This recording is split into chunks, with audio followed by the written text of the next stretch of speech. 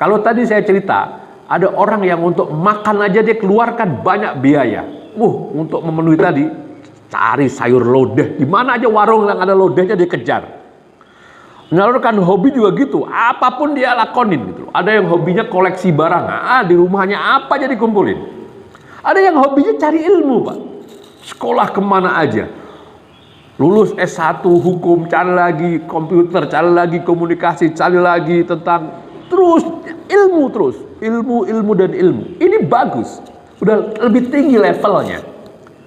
Ilmu di rumahnya luar biasa bukunya, dan itu sangat baik. Sekali lagi sangat baik. Tapi maaf, menurut Imam Ibnu Mishkawai, ini levelnya baru level 3. Nah, tentu level ini juga lebih bagus daripada pertama dan kedua kan, medium. Nah, ilmunya hanya untuk dirinya sendiri. Kalau kebahagiaan ini, dia bahagia kalau tahu, dia bahagia kalau mengerti, dia bahagia kalau faham, dia bahagia kalau menemukan, bereksperimen dan seterusnya. As-sa'adatul ilmiyah, ilmi. Nah, baru di atas ini ada yang lebih lagi, dan kita harus capai itu walaupun berat mungkin. As-sa'adatul amaliyah, kebahagiaan amal. Bahasa Indonesia suka menyebutkan dengan kebahagiaan moral. Jadi apa yang diketahui, ilmu yang dimiliki, pengetahuan yang didapat, diamalkan. Dia bahagia kalau bisa mengamalkan ilmunya, mempraktekkan pengetahuannya, beramal. Nah, kebahagiaan level ini udah kebahagiaan yang tinggi, Pak. Tinggi sekali. Kebahagiaan amal itu, dia bahagia kalau mengamalkan ilmunya kepada orang, dan orang yang diajarinya, orang yang diberinya, orang yang mendapatkan pengamalan ilmu dia itu juga bahagia. Maka dengan bahasa sederhana, kebahagiaan level ini adalah dia bahagia kalau dia bisa membahagiakan orang. Jadi sudah bukan untuk dirinya lagi. Level pertama, kedua, sampai 3 itu rata-rata dirinya, Pak.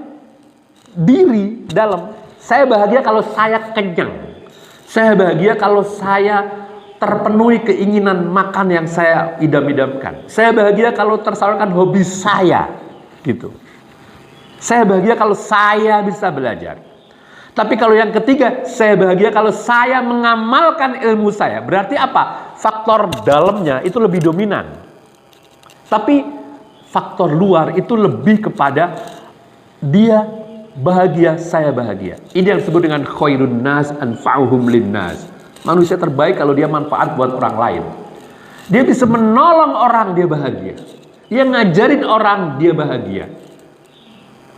Maaf, kalau saya boleh, dan ini nggak berlebihan menurut saya ya, ibu-ibu sudah sampai derajat ini rata-rata. Dia baru nikmat kalau anaknya nikmat makan. Maka nggak jarang kadang-kadang ibu-ibu sampai harus tidak jujur pada anak. Oh, nggak apa-apa nak, ibu udah kenyang kok. Lihat orang makan dia bahagia gitu. Menyenangkan orang lain. Jadi tidak lagi dia orientasinya kepada pribadinya. Makan, minum, tempat tinggal, kendaraan, nggak apa-apa saya, tapi orang lain bahagia. Jadi sudah keluar. Dia sudah produktif. Memberikan karya nyata. Memberikan tindakan konkret yang membahagiakan orang. Itu disebut dengan kebahagiaan moral. Nah, ibu dan bapak yang saya hormati, karena Imam Ibnu Mishkawai ini adalah selain ahli dalam filsafat etika, beliau juga seorang dokter ya, seorang tabib, maka beliau mengatakan, semua kebahagiaan ini kalau terpenuhi, maka meningkatkan hormon endorfin, dan itu hormon bahagia. Semakin tinggi levelnya, semakin banyak produksi hormon endorfinnya. Pak, orang makan bahagia. Tapi itu hormon endorfin yang keluar dari makan itu tidak sebanyak kalau tersalurkan hobi. Tidak terbanyak kalau tadi pengetahuan. Yang keempat, lebih tinggi lagi Pak. Kalau orang beramal, hormon endorfinnya jauh lebih tinggi Pak.